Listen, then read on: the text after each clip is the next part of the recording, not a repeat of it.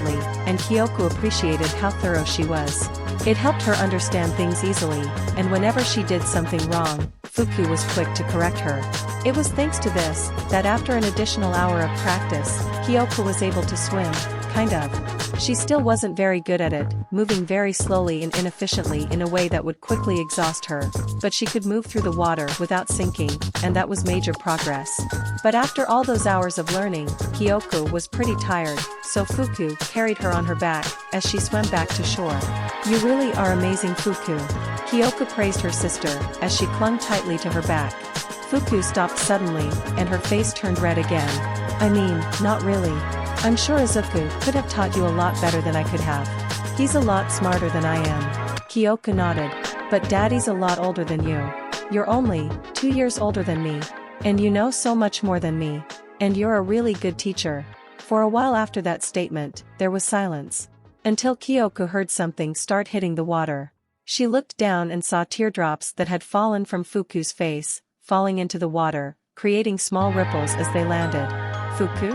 Kyoko picked her head up and looked down at Fuku with eyes full of worry.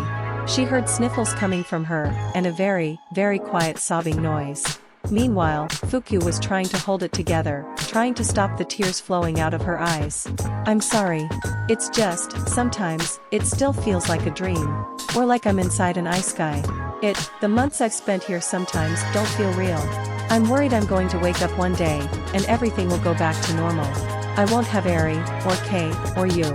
No one will tell me I'm amazing. No one will tell me I'm useful. I'll go back to being Fukunoko, child of misfortune." Kyoko's embrace grew tighter.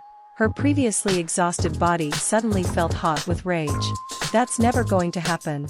That terrible man can never, ever hurt you again. Never. Our nightmares are over. We've suffered enough already." Fuku paused for a minute, before responding. "I hope you're right. If this was a dream, I don't think I could bear ever waking up from it."